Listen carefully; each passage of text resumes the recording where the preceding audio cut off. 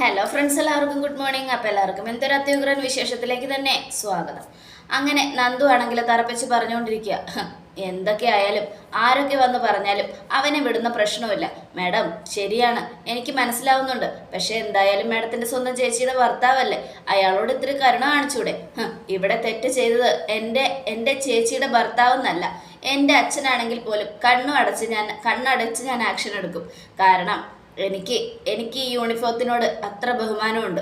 ഈ പോലീസ് ജോലിയിൽ ഞാൻ വന്നപ്പോൾ തെറ്റ് ചെയ്യുന്നത് ആരാണെങ്കിലും അവർക്കെതിരെ നടപടി എടുക്കണമെന്നുള്ള ശപഥം എടുത്തിട്ട് തന്നെയാണ് ഞാൻ ഈ യൂണിഫോം ഇട്ടത്. അല്ലാതെ ഡ്യൂട്ടി ട്രെയിനിങ്ങിനിടയിൽ അയ്യോ എൻ്റെ അച്ഛൻ എന്തെങ്കിലും തെറ്റ് ചെയ്യോ, അമ്മ എന്തെങ്കിലും തെറ്റ് ചെയ്യോ, അങ്ങനെ തെറ്റ് ചെയ്ത് എനിക്ക് അറസ്റ്റ് ചെയ്യേണ്ടി വരുമോ എന്നൊക്കെ ആലോചിച്ചുകൊണ്ട് ഞാൻ മാറി നിൽക്കുകയല്ല ചെയ്തത്, മനസ്സിലായല്ലോ? അതുകൊണ്ട് ഏത് കൊമ്പത്തെ വക്കീൽ വന്നാലും ശരി, അവനെ വിട്ടയക്കാൻ പറ്റില്ല എന്ന് പറഞ്ഞാൽ പറ്റില്ല. അവനൊരു ക്രിമിനലാണ്, ആ ക്രിമിനലിനെ ഒരിക്കലും വിട്ടയക്കാൻ പറ്റില്ല എന്നും പറഞ്ഞുകൊണ്ട് നമ്മുടെ നന്ദു കടുപ്പിച്ച് പറയുക. അത് കേട്ടതും ഞങ്ങൾക്കൊന്നും അവനെ കാണാൻ പറ്റുമോ? അതിനൊന്നും തടസ്സമില്ല, പോയി കണ്ടോ, കുഴപ്പമൊന്നുമില്ല. എന്നാൽ പിന്നെ ഞാൻ പോയി കണ്ടേച്ചു വരാം സാറേ. ശരി, പോയി കണ്ടോ ജലജെ. ഈ സമയം ജലജ അങ്ങോട്ട് പോയതും വക്കീൽ ചോദിക്കുക, മാഡം അപ്പോൾ ഇതിനൊരു വഴിയില്ല അല്ലേ? അയാളെ പുറത്തിറക്കാൻ ഇല്ലയെന്ന് ഞാൻ പറഞ്ഞല്ലോ, ഒരു വഴിയില്ല. എങ്ങനെയെങ്കിലും അയാളെ രക്ഷിക്കണം മാഡം. പറ്റില്ല, അവനെ കോടതിയിലേക്ക് കൊണ്ടുപോകും. അവിടെ നിന്നും അവനെ റിമാൻഡ് ചെയ്യും. അതിനുശേഷം പിന്നീട് എന്ത് സംഭവിക്കുമെന്ന് പറയാൻ പറ്റില്ല. റിമാൻഡ് ചെയ്ത് കഴിഞ്ഞാൽ പിന്നെ പ്രതിയെ നമുക്ക് എന്തോന്ന് കാണാൻ പോലും പറ്റില്ല, ജയിലിൽ നിന്ന് കൊണ്ടുവരാനും പറ്റില്ല. അത് കേട്ടതും ശരി ശരി, എന്നാൽ പിന്നെ എന്താണെന്ന് വെച്ചാൽ ചെയ്യാം എന്നും പറഞ്ഞുകൊണ്ട് വക്കീൽ ഇങ്ങനെ ഇരിക്കും. ഈ സമയം അബി അങ്ങനെ കിടക്കുന്ന അബിയുടെ അടുത്തേക്ക് ജലജ വന്നു. ജയിലിൽ കിടക്കുന്ന അബിയെ നമ്മുടെ ജലജ കണ്ട് സങ്കടത്തോടെ വിളിക്കുക, മോനെ അബി എന്ന് വിളിച്ചതും അബി ചാടി എഴുന്നേറ്റ് അങ്ങോട്ട് ചെന്നു. അമ്മേ എന്താ അമ്മേ, വക്കീലിനെ കൊണ്ടാണോ വന്നത്? അതെ മോനെ, അവള് വിടാൻ പോലും കൂട്ടാക്കുന്നില്ല. നിന്നെ യാതൊരു കാര്യം വെച്ചാലും പുറത്തേക്ക് വിടില്ല എന്നാ പറയുന്നേ. നിന്റെ കാര്യം ഓർക്കുമ്പോൾ അമ്മയ്ക്ക് പേടിയാവുക. അമ്മേ, അവളെന്താമ്മ ഇങ്ങനെ എന്നെ ഒരുപാട് തല്ലി എന്നെ ഇവിടുന്ന് വിടുന്നില്ല എന്നാണ് പറയുന്നത്. അങ്ങനെയാണെങ്കിൽ അവൾക്ക് എന്നോട് എന്തോ വൈരാഗ്യം ഉണ്ടമ്മേ. അതെനിക്കും അറിയാം മോനെ. അവളുടെ വൈരാഗ്യം ചെറുതൊന്നുമല്ല, വളരെ വലുതാണ്. അതുകൊണ്ട് തന്നെ അവൾ കടുത്ത തീരുമാനം പറഞ്ഞുകൊണ്ടിരിക്കുക, നിന്നെ ഈ ജന്മം പുറത്തു വിടില്ല എന്ന്. എനിക്കാണെങ്കിൽ എന്ത് ചെയ്യണമെന്ന് അറിയില്ല. വക്കീലിൻ്റെ മുന്നിൽ പോലും അവൾ സംസാരിച്ചത് കേട്ട് ഞാൻ ആകെ അന്തിച്ചു പോയി. എന്തായാലും ഇനിയിപ്പോൾ അതിനെക്കുറിച്ചൊന്നും പറഞ്ഞിട്ട് കാര്യമില്ലമ്മേ. എനിക്കൊരൊറ്റ ആഗ്രഹമുള്ളൂ, ഇവിടുന്ന് പുറത്തിറങ്ങണം. ജാമ്യം കിട്ടിയില്ലെങ്കിൽ എന്നെ കോടതിയിൽ കൊണ്ടുപോകും. കോടതിയിൽ നിന്നും എന്നെ റിമാൻഡ് ചെയ്യും. അതാണ് എൻ്റെ ഏറ്റവും വലിയ ടെൻഷൻ. മോൻ പേടിക്കണ്ട, എങ്ങനെയെങ്കിലും അമ്മ എന്തായാലും ചെയ്യാം. അമ്മ എന്താ എനിക്ക് വേണ്ടി അനന്തപുരിയിൽ ആരോടും സംസാരിക്കാത്തത്? മുത്തശ്ശനോടും മുത്തശ്ശിയോടും പറഞ്ഞാൽ ഉറപ്പായിട്ടും എനിക്ക് പുറത്തിറങ്ങാൻ പറ്റും അമ്മേ. അത് കേട്ടതും അവരൊക്കെ നിനക്ക് എതിരായിട്ട് നിൽക്കുക. അച്ഛനും അമ്മയും മാത്രമല്ല, ആദർശും ദേവയാനിയും ജാനകിയും ഒക്കെ. ഞാൻ ജാനകിയോട് എന്തായാലും പറഞ്ഞാൽ പോലും അവളിപ്പോൾ ഒന്നും കാര്യമായിട്ട് എടുക്കുന്നില്ല. ആദ്യമൊക്കെ അവൾ നമ്മുടെ കൂടെ നിന്നതാ, ഇപ്പോൾ അവൾ നമ്മുടെ കൂടെ നിൽക്കുന്ന പോലുമില്ല.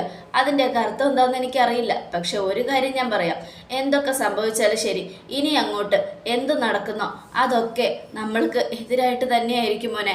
നമുക്കവിടെ സപ്പോർട്ടിന് ആരുമില്ല, അത് എനിക്ക് മനസ്സിലായ കാര്യമാണ്. അതുകൊണ്ട് തന്നെ ഞാൻ മോനോട് പറയുന്നത് മോനൊന്ന് കേൾക്കണം. ഇനി ജയിലിൽ പോകേണ്ടി വന്നാലും നമുക്ക് സപ്പോർട്ടായിട്ട് ആരും ഉണ്ടാവില്ല.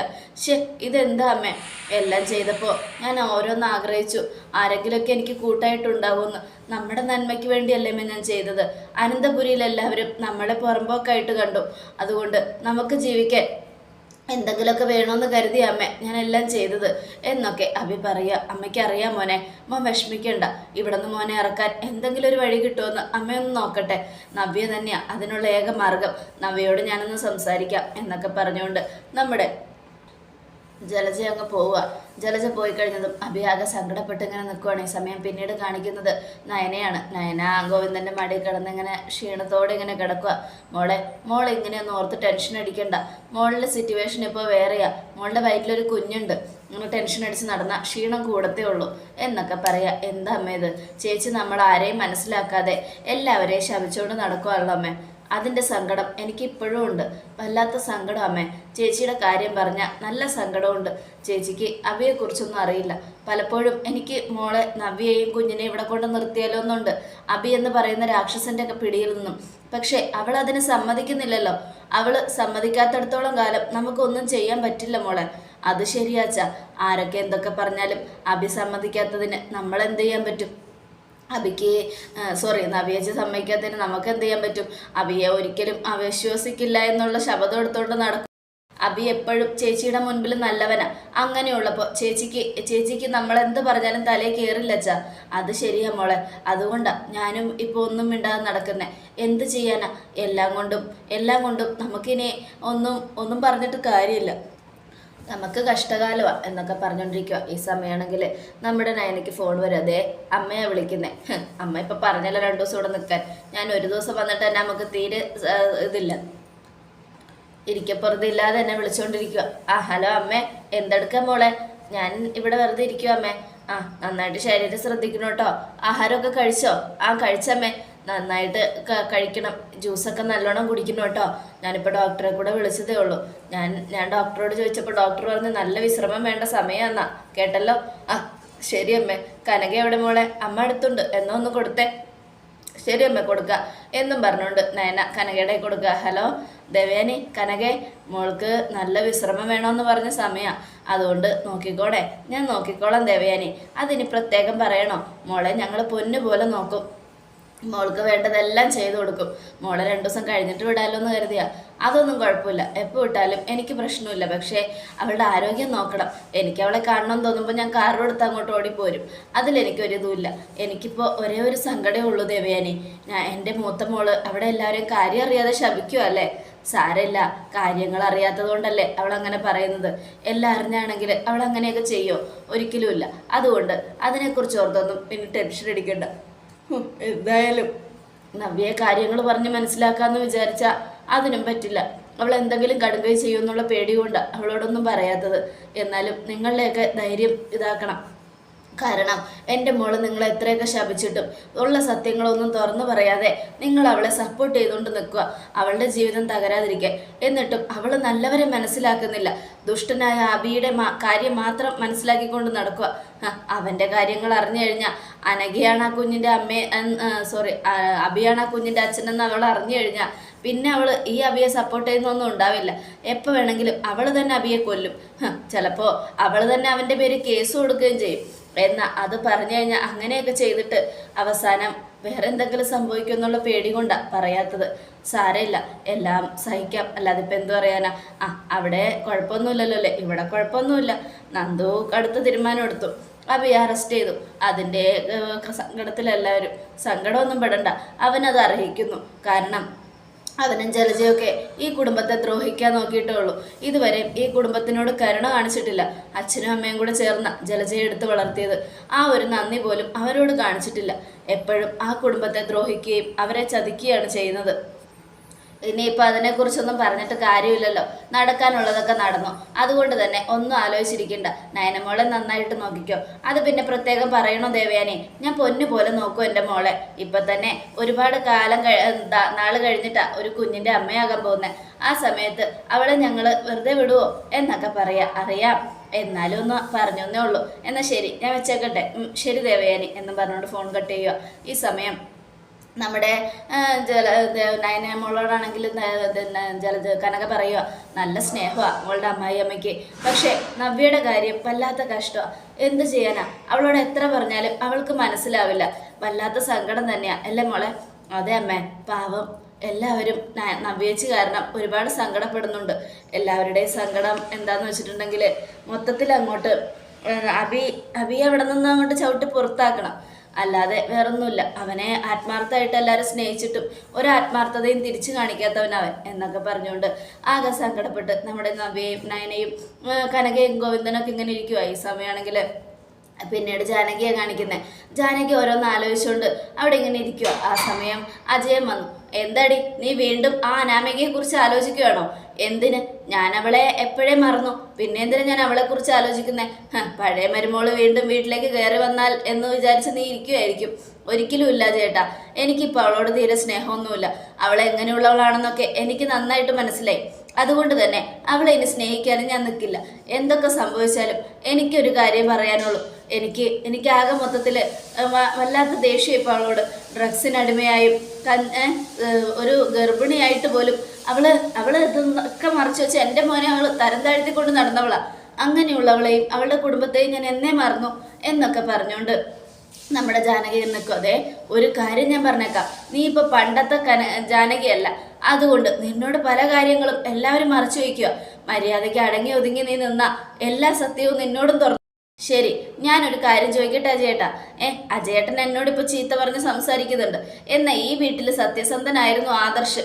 ഇപ്പൊ ആദർശ് തന്നെ ഒരു തെറ്റ് ചെയ്തിട്ട് അവനെ എന്തെല്ലാവരും സപ്പോർട്ട് ചെയ്യുന്നേ? അതിൽ അവൻ തെറ്റ് ചെയ്തിട്ടില്ല എന്ന് നിനക്ക് മനസ്സിലാക്കാൻ പറ്റില്ലേ? എന്നിട്ട് പിന്നെ അവൻ തന്നെ ആ തെറ്റ് ഏറ്റെടുക്കുകയാണല്ലോ. അതൊക്കെ നിന്നോട് പറയാൻ എനിക്കിപ്പോൾ സൗകര്യമില്ലെന്നും പറഞ്ഞുകൊണ്ട് അജയൻ അങ്ങ് പോവുക. ഈ സമയം ജാനകി ദേഷ്യപ്പെട്ട് ദേവേൻ്റെ അടുത്തേക്കല്ലേ, ഏട്ടത്തി എന്താ ജാനകി, ഏട്ടത്തി ആദർശ് തെറ്റ് ചെയ്തിട്ടുണ്ടെന്ന് അവൻ പറയുന്നുണ്ടെങ്കിലും മറ്റു പലരും പറയുന്നത് കേൾക്കുമ്പോൾ എനിക്ക് അവനെ വിശ്വസിക്കാൻ പറ്റുന്നില്ല. അവൻ തെറ്റ് ചെയ്തിട്ടുണ്ടോ? പിന്നെ തെറ്റ് ചെയ്തിട്ടില്ലെങ്കിൽ എന്തിനാ അവൻ അനഘയുടെ കുഞ്ഞിനെ ഏറ്റെടുത്തത്? അനഘയുടെ ഒരു പേര് പോലും ഇവിടെ പറയുന്നത് ഞങ്ങളൊന്നും കേട്ടിട്ടില്ല. അങ്ങനെയുള്ളപ്പോൾ അനഘയെ പോലെ ഒരു പെൺകുട്ടിയെ ചതിച്ചത് എന്തിനാ? എല്ലാം കൊണ്ടും എനിക്ക് എന്തൊക്കെയോ ഒരു ദുരൂഹത തോന്നുന്നു. ആദർശ് മനഃപൂർവ്വം ഈ കാര്യം ഏറ്റെടുത്തതാണോ? ഇതിന്റെ പിന്നിൽ വേറെ ആരെങ്കിലും കളിച്ചിട്ടുണ്ടോ? ആദർശ് അങ്ങനെ ചെയ്യേണ്ട കാര്യം എന്താ? ആദർശ് തെറ്റ് ചെയ്തിട്ടുണ്ടെങ്കിലും അച്ഛനോ അമ്മയൊക്കെ ആണെങ്കിലും ഇങ്ങനെയൊന്നും ഇരിക്കില്ല. ആദർശാണ് തെറ്റ് ചെയ്യുന്നെങ്കിലും അവനെ ശിക്ഷിക്കും. പക്ഷെ ഇവിടെ അച്ഛനും അമ്മയൊന്നും അവനെ ശിക്ഷിച്ചിട്ട് പോലുമില്ല. അതിനർത്ഥം എന്താ എന്നൊക്കെ ചോദിക്കുക. അത് കേട്ടതും അതൊന്നും നിന്നോട് പറഞ്ഞിട്ട് കാര്യമില്ല ജാനകി. എന്തായാലും ആദർശ് തന്നെ പറഞ്ഞല്ലോ ആ കുഞ്ഞിൻ്റെ അച്ഛൻ ആദർശാണെന്ന്. ആ കുഞ്ഞിനെ തന്നെ ഏറ്റെടുക്കുക എന്ന്. അവനത് ഏറ്റെടുത്തു. ഇനിയിപ്പോൾ അതിൻ്റെ പേരിൽ വേറെ ഒന്നും പറഞ്ഞിട്ട് കാര്യമില്ല. പിന്നെ നയനമോൾക്ക് ഒരു പ്രശ്നവും ഇല്ലാത്ത സ്ഥിതിക്ക് നമുക്കെന്താ പ്രശ്നം എന്നൊക്കെ പറയാം. ഇല്ല അടുത്തേ, ഇതിലെന്തോ ഒരു ദുരൂഹതയുണ്ട്. ആദർശ് അങ്ങനെയൊക്കെ ചെയ്യണമെങ്കിൽ അതിൻ്റെ പിന്നിൽ വലിയ കഥകൾ എന്തോ മറിഞ്ഞിരിപ്പുണ്ട് എന്നൊക്കെ പറഞ്ഞുകൊണ്ട് നമ്മുടെ ഇതെങ്ങനെ ഇരിക്കുക. ഈ സമയം ജാനകിയുടെ വാക്കുകൾ കേട്ടിട്ട് ദേവയാനി ആലോചിക്കുക. ഇവളോട് സത്യങ്ങളൊക്കെ പറയായിരുന്നു, പക്ഷെ ഏത് നിമിഷവും ഇവള് മാറും. അതുകൊണ്ട് ഇവളോട് പറയാനും പറ്റാത്തൊരവസ്ഥയാണ്. എന്തായാലും ഇനിയിപ്പോൾ അതിനെക്കുറിച്ചൊന്നും ചിന്തിച്ച് നീ തല പോയിക്കേണ്ട ജാനകി. എന്താ നടന്നതെന്നൊന്നും ഇനിയിപ്പോൾ ആരോടും ചോദിക്കുകയും വേണ്ട. നീ ഇപ്പോൾ നിന്റെ കാര്യം നോക്കി നടക്കാൻ നോക്ക്. എന്താ അനാമികയെ നിനക്ക് വീണ്ടും ഇങ്ങോട്ട് കൊണ്ടുവരണമെന്നുണ്ടോ? ഒരിക്കലുമില്ല. അങ്ങനെ അവളെ ഇങ്ങോട്ട് കൊണ്ടുവന്ന് ഇനിയും എൻ്റെ മോൻ്റെ ജീവിതം തകർക്കാൻ ഞാൻ ആഗ്രഹിക്കുന്നില്ല അടുത്തേ എന്നും പറഞ്ഞുകൊണ്ട് ജാനകി അങ്ങ് പോവുക. ഈ സമയം നിന്നോടെല്ലാം പറയാൻ എനിക്കത് നേരമൊന്നും വേണ്ട ജാനകി. പക്ഷെ എന്തു ചെയ്യാനാ, ഞാൻ അങ്ങനെ പറഞ്ഞു കഴിഞ്ഞിട്ട് അവസാനം എല്ലാം സംഭവിച്ചു കഴിഞ്ഞാൽ എന്തെങ്കിലുമൊക്കെ സംഭവിച്ചു കഴിഞ്ഞാൽ പിന്നെ അതിൻ്റെ കുറ്റം എൻ്റെ തലയിലാവും എന്നൊക്കെ പറഞ്ഞുകൊണ്ട് അങ്ങനെ നിൽക്കുക. ഇതേ സമയം പിന്നീട് ജാനകി ആലോചിച്ചുകൊണ്ട് നിൽക്കുമ്പോൾ ജലജ വരിക. ജാനകി, എൻ്റെ മോൻ ജയിലില്ല. അവനെ പുറത്തേക്ക് വിടാൻ ആ മൊട്ടത്തളിച്ച് സമ്മതിക്കുന്നില്ല. അവനൊരു കള്ളക്കടത്തുകാരനായതുകൊണ്ടല്ലേ സമ്മതിക്കാത്തത്? എന്തിനാ ആവശ്യമില്ലാത്ത പണി ചെയ്തേ? അവന് മര്യാദയ്ക്ക് പണിയെടുത്ത് ജീവിച്ചുകൂടായിരുന്നോ? ഇപ്പൊ നീയും എൻ്റെ മോനെ കുറ്റം പറയുകയാണോ ജാനകി? കുറ്റം പറയുന്നതല്ല, തെറ്റ് ചെയ്യുന്നത് ആരാണെങ്കിലും അവരെ സപ്പോർട്ട് ചെയ്യാൻ എനിക്ക് പറ്റില്ല, അതുകൊണ്ട് പറഞ്ഞതാ. എന്നാലും ജാനകി, നീയും ഇങ്ങനെയൊക്കെ സംസാരിക്കുമെന്ന് ഞാൻ അറിഞ്ഞില്ല. എൻ്റെ മോനൊരു പാവ. അവനെ മനഃപൂർവ്വം കൊടുക്കിയതാ. നിന്റെ മോൻ പാവമാണെങ്കിൽ അവനെ അറസ്റ്റ് ചെയ്യേണ്ട ആവശ്യമില്ലല്ലോ. ഇനിയിപ്പോൾ നിനക്ക് അവളോട് സപ്പോർട്ട് ചെയ്തായിരിക്കും. എന്തൊക്കെയായാലും ആ അനാമിക നിന്റെ മരുമോളായിട്ടിരുന്നത് തന്നെയായിരുന്നു നല്ലത്. അവളെക്കുറിച്ച് നീ ഒരു അക്ഷരം മിണ്ടരുത്. മയക്കുമരുന്നിന് അടിമയായവളെ ഇനി എനിക്ക് വേണ്ട. അതുകൊണ്ട് ഇനി അത് മിണ്ടരുത്. അപ്പം ആ മൊട്ടേച്ചി ഇങ്ങോട്ട് കൊണ്ടുവരാൻ നിനക്ക് ആഗ്രഹം ഉണ്ടാവും അല്ലേ? ഒരിക്കലുമില്ല. അവളെ വെറുത്തുനിന്ന് കരുതി നന്ദുവിനെ ഇങ്ങോട്ട് കൊണ്ടുവരാൻ ഞാൻ ആഗ്രഹിക്കില്ല. അതിനെൻ്റെ മോനോടും അവനെ സപ്പോർട്ട് ചെയ്യുന്നവരോടൊപ്പം ഞാൻ നിൽക്കുകയില്ല എന്നൊക്കെ പറയാം. അത് കേട്ടതും നമ്മുടെ എന്താണെങ്കിൽ ആകെ ടെൻഷൻ അടിച്ച് ഇങ്ങനെ നിൽക്കുക. ഈ സമയം നമ്മുടെ ഇതിനെയാണ് കാണിക്കുന്നത്. നവ്യെ സങ്കടപ്പെട്ട് ഇങ്ങനെ ഇരിക്കുക. ഇങ്ങനെ ഇരിക്കുന്ന സമയത്ത് ജലജ അങ്ങോട്ട് ചെന്നു. മോളെ എന്തായി അമ്മേ, അവനെ വിട്ടോ? ഇല്ല മോളെ, നന്ദു ഒരേ പിടിവാശിയില്ല. അവനെ വിടില്ല എന്ന് പറഞ്ഞാൽ വിടില്ല എന്ന്. ഞാൻ വക്കീലിനെ കൊണ്ടൊക്കെ പോയി പറഞ്ഞു നോക്കി. ആ വക്കീലല്ല, ഏത് കൊമ്പത്തെ വക്കീൽ വന്നാൽ പോലും വിടില്ല എന്നാ പറയുന്നേ. അത്രയ്ക്ക് കേസ് സ്ട്രോങ്ങാ മോളെ. മനഃപൂർവ്വം എൻ്റെ അഭിയെ കുടുക്കിയതാമേ. ഇത്രയും വലിയ തെറ്റ് ചെയ്ത ആദർശ് വലിയ ധീരൻ, അവൻ സത്യസന്ധൻ. എന്നാൽ എൻ്റെ അഭി ഒരു ചെറിയ തെറ്റ് ചെയ്തപ്പോൾ അവനെ പെരുങ്കള്ളനാക്കി മാറ്റി. ക്ഷമിക്കില്ലമ്മേ, ഞാൻ ക്ഷമിക്കില്ല. ഇതിൻ്റെ പേരിൽ എനിക്ക് നയനയോടും നന്ദുവിനോടൊക്കെ ഇനി ശത്രുതയായിരിക്കും. അമ്മയ്ക്ക് അറിയാലോ, നന്ദു നയനയൊക്കെ നല്ല സ്നേഹത്തിലാണ് നേരത്തെ മുതലേ ജീവിച്ചിരുന്നത്. പക്ഷെ ഞാൻ മാത്രം റൂട്ട് മാറി നടന്നത്. അത് ഇവിടെ വന്നപ്പോഴും അമ്മയ്ക്ക് മനസ്സിലായതാണല്ലോ. പിന്നീടാണ് ഞാൻ നയനെ സ്നേഹിക്കാൻ തുടങ്ങിയത്. ഇനി ആ സ്നേഹം ഉണ്ടാവില്ല. അവളെന്നും എൻ്റെ ശത്രു തന്നെയായിരിക്കും. അവളും നന്ദും ഒക്കെ എൻ്റെ ശത്രുവായിരിക്കും. വിടരുത് മോളെ. എൻ്റെ മോനെ കുടിക്കിയവനെ, നിന്റെ ഭർത്താവിനെ കുടിക്കിയവരെ നമ്മൾ വിടരുത്. അതാരാണെങ്കിലും, ഈ വീട്ടിലുള്ളവരാണെങ്കിലും ഈ വീടിൻ്റെ പുറത്തുള്ളവരാണെങ്കിലും നമ്മൾ ഒരുമിച്ച് നിന്ന് അവരെ തകർക്കും. അവരുടെ സന്തോഷം തല്ലിക്കെടുത്തും. മോളെ എന്നോടൊപ്പം നിൽക്കുമോ? ഉറപ്പായിട്ട് നിൽക്കുമോ അമ്മേ? ഞാനുണ്ടാവും അമ്മയോടൊപ്പം എന്നും പറഞ്ഞുകൊണ്ട് നവ്യ വാക്ക് കൊടുക്കുകയാണ്. അത് കേട്ടതും ആകെ സന്തോഷത്തോടെ ജലജയും നിൽക്കുകയാണ്. എന്തായാലും അഭിയെ ജയിലിലാക്കിയവരെ തകർക്കാൻ നവ്യയും ജലജയും കൈകോർക്കുകയാണ്. ഇനി നയനയുടെ കുഞ്ഞിനെ എന്തെങ്കിലും ചെയ്യുമെന്ന് അറിയണമെങ്കിൽ തീർച്ചയായിട്ടും എല്ലാ വിശേഷങ്ങൾക്കായിട്ട് കാത്തിരിക്കുക. ഇനി വരാൻ പോകുന്ന വിശേഷങ്ങളെല്ലാം അടിപൊളി വിശേഷങ്ങളാണ്. ആരും മിസ് ചെയ്യരുത്. എല്ലാവർക്കും ഒരിക്കൽ കൂടെ നല്ലൊരു ശുഭദിനം തന്നെ ആയിക്കോട്ടെ. Thank you friends.